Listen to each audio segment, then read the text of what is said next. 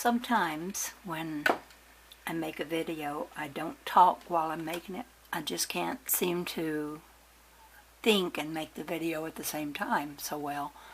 So I put it on as a private video, and that way I have it on YouTube and I can go to it. And I'm going to show you this one I made just the other night. Let me see, I want to make it large. This is looking at the light, and you will see me go back and forth showing how I'm looking at the light. But this is a particular part of the light where the little glint of light first comes from the source. And you can see it's just an array of colorful folded light fabric with creases in it and folds and some dark spots as well. And I just moved my camera about around the light source, and more of it shows up. There's a lot of those little spots where you see a kind of a white center and other colors around it. And then there's places like this.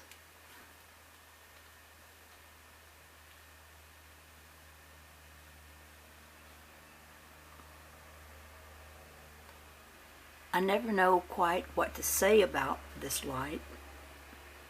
I know that it's an important thing. I know that it's not caustics,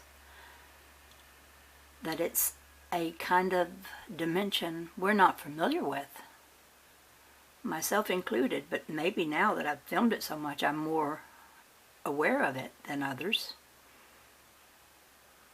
I think it's an invisible light dimension, and that it's more real than what we see in our physical world.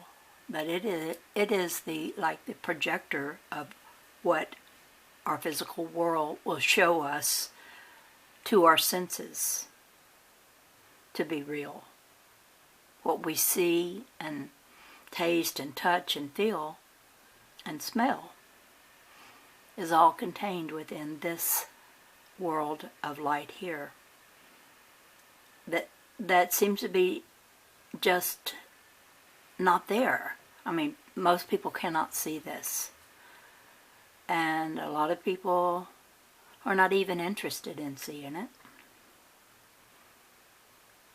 And I've shown it to a lot of people who have no interest at all in it. It's like, don't you wonder, what this could be? But it's so easy to write it off as, well, that's just light refraction. And see, here in this part I've gone into the gleam of light that is not right on the edge. It's more further from the light source. Then of course I go back into the other one that's got the little tapestry of light. It's an amazing kind of thing to look at. Now, I don't see this with the naked eye, but I see the colors that are in it with the naked eye. And little portions of what I see with the naked eye, I can see within this that the camera gets. But also with the naked eye, I can see a larger expanse of it at times that I cannot even think of drawing because it's too complicated. Now you see, this is the marbles that I have, the glass marbles, and you see how that gleam is on the very edge of one of the marbles, and that is where this little tapestry whorl is.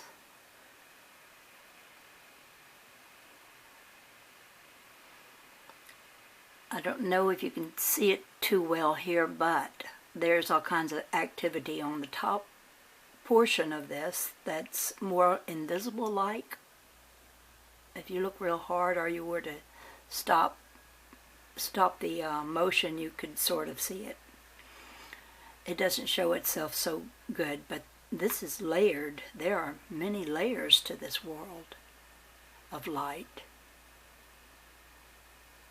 All kinds of things are going on that produce our world and us in it. And it's done with lights. Because light is not just something we think of as illumination that shows us our world. Light is creating our world, is what I believe. And it's beautiful.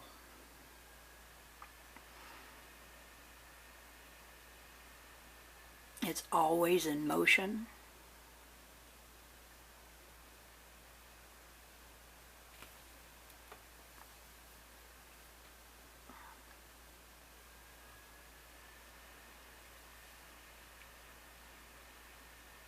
Now you see I'm going to go back out and show you once more that it is the marbles, and there's the light source back of them. And you see the top one that I'm going to go into there, that is a glint of light beaming off of those marbles. And that is the one that has the tapestry in it. I call it that because I have to have a word for it, and I don't know any better word than that. It is so very colorful.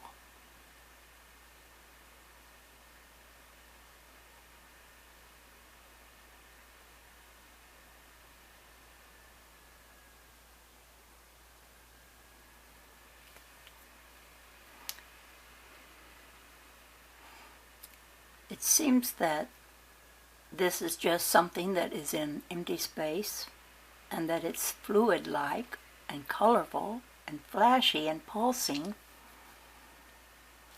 and full of activity of sorts that we don't understand.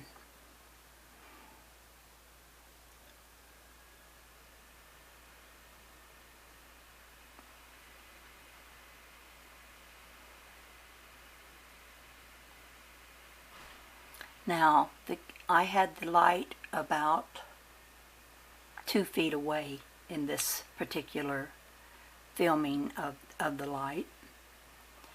But then later on, and I'm going to do this, I'm going to exit out of here. And if I can get my little arrow to go where I want it. Wow, sometimes that's hard to do. There it is. I'm going to go back and do my second one, where in this one I got a little further away from the light. Actually, I jumped up on my bed and made the light shine toward where I was on the bed. So now I'm about 4 feet or maybe 5 feet away from the light source. And there's a little difference, not very much, but there is a little difference in being further away from the light.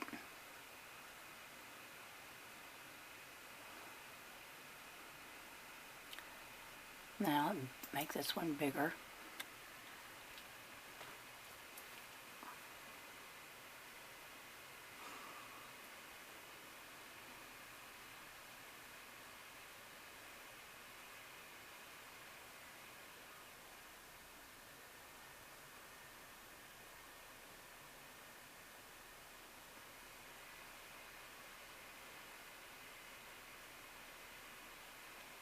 I hear a lot of people, when they describe the etheric world, say it's like a peacock's tail. And I can see that. I can see how they would call that, because those little center white lights seem to be spaced at intervals, sort of like a peacock's tail, with all kinds of colors going around them.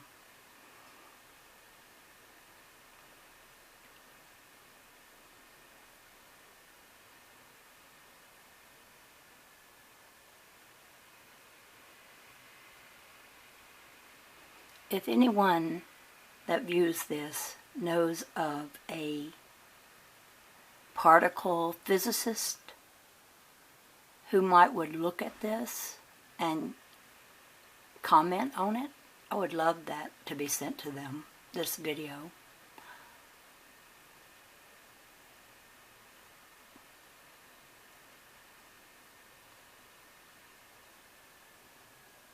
Because sometimes I feel like, well, I'm not capable of exploring this the way a true scientist would.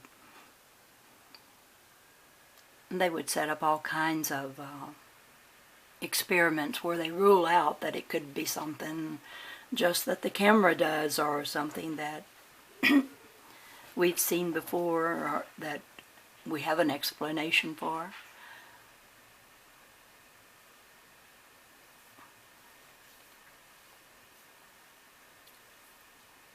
Not everyone that films the light and tries to get this is successful, I think.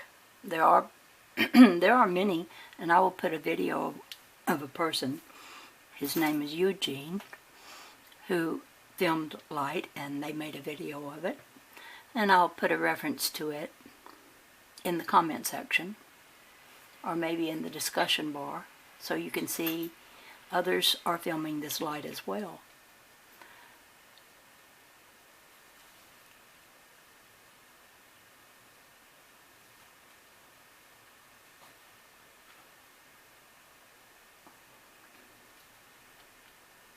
Sometimes I like to think that this is what composes the atom.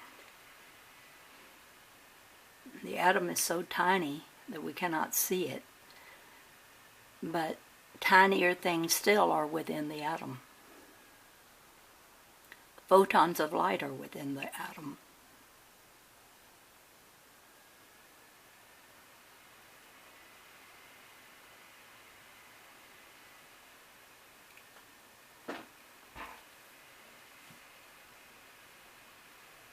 Now there's my marbles again. And there I go, zooming back in on that top one.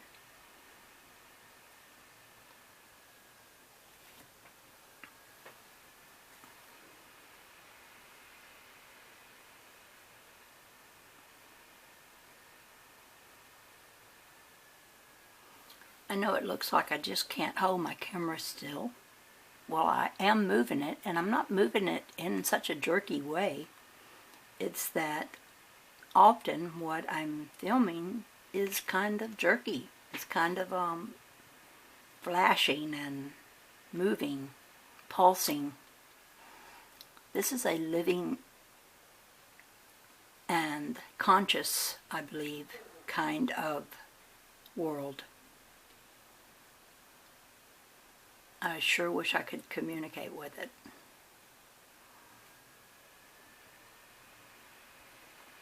So you see in that one there, I'll go back to it here, how it just constantly is flashing different colors. And then there's areas of them that are rather dark.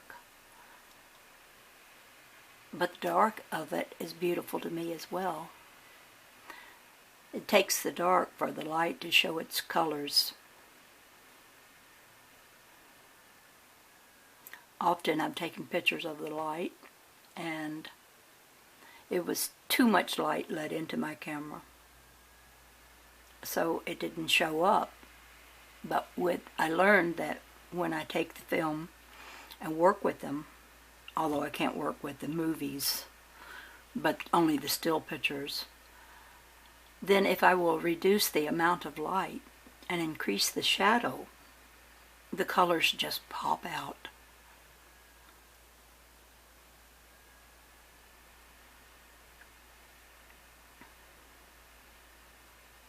Too much light and you're blinded to what is really there.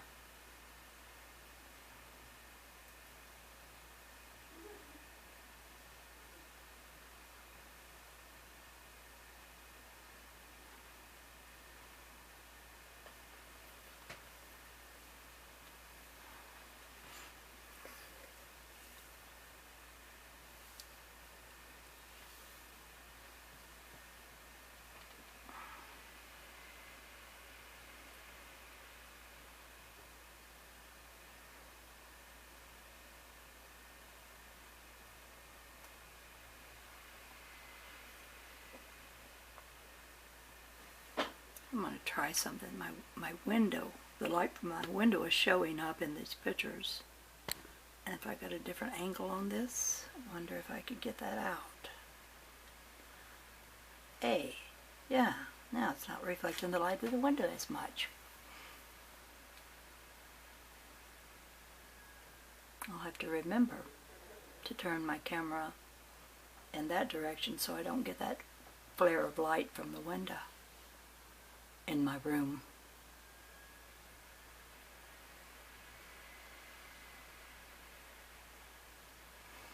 One time, I've said this before in other videos, but some of you haven't listened to my other videos, and this is really exciting.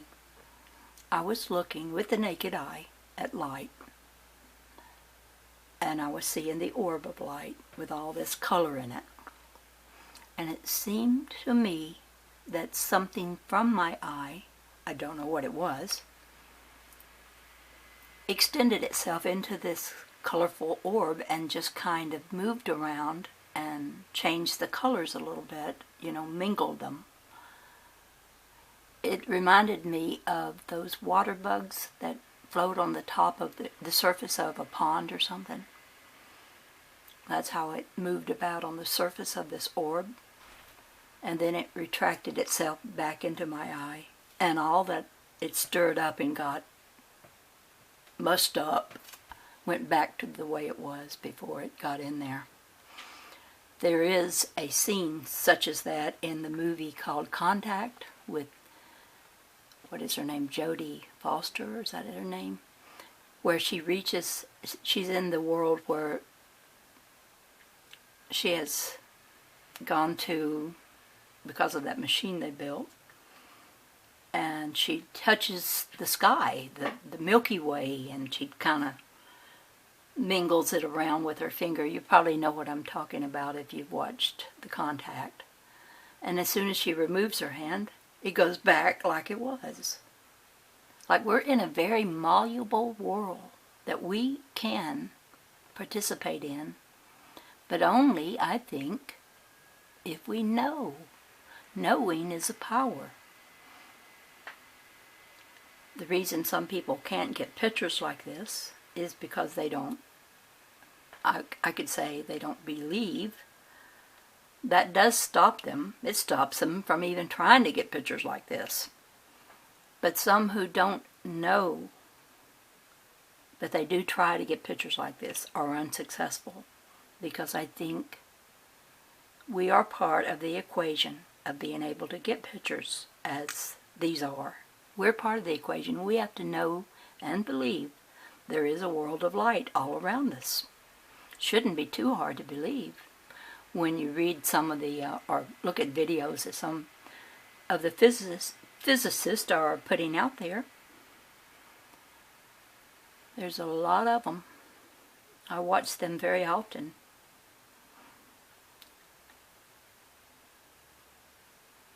And I think some of the things they're talking about is this very thing that I'm showing here.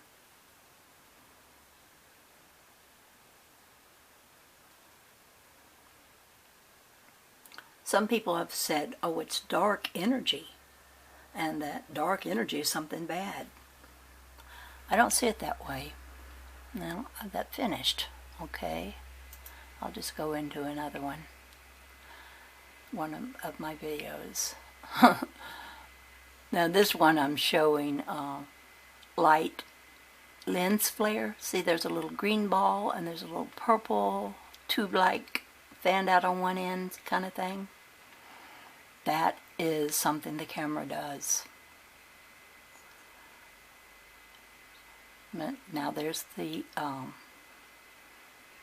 that's a collection of marbles I have just put together kind of sporadically. And you see those little glints of light? I go into them with my camera. I focus up real close in them, and that's where I see all this.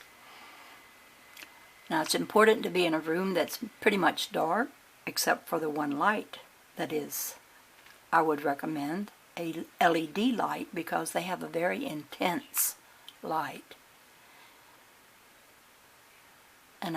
And that is the light itself right there, you see, with all those red little spots around it and other colors as well. and the big purple looking beam of light that goes up and down. A lot of cameras will catch that, but it's easier to catch in a movie mode than when you take a picture of it with your camera not in the movie mode, but a still picture. A lot of times it won't show up at all. You see, this is showing how the way I move the camera and the piece of glass, I can make that little orb go back into the light and then come out again.